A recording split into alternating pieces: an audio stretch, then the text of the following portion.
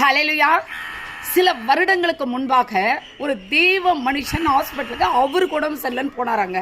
அந்த இடத்துல பார்த்தீங்கன்னா ஒரு கர்ப்பஸ்திரீ தன் கணவர் இறந்துட்டாருன்றதுனால அந்த கருவை கலைக்கணுன்றதுக்காக ஹாஸ்பிட்டலுக்கு வந்திருக்காங்க பாருங்க. அந்த இடத்துல கர்த்தர் இவரை ஆவியிலே ஏவி அந்த கர்ப்பத்தை கலைக்க வேணாம்னு சொல்லுன்னு சொன்னாராம்.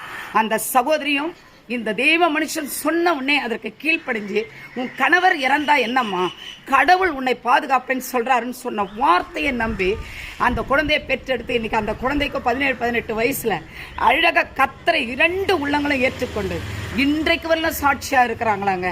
இதை நான் கேட்ட சாட்சியை உங்களுக்கு சொல்றேன், கத்தருக்குள்ளாக சொல்றேன். உங்க கணவர் கைவிடலாம், உன் தாய் தகப்பன் கைவிடலாம், ஆனா கடவுள் உங்களை ஒரு நாளும் கைவிட மாட்டார். நம்பர் தான் கடவுளை பார்த்து கூப்பிடுங்க, அந்த இடத்துல உங்களுக்கு அவர் வர தயாரா இருக்கிறார்.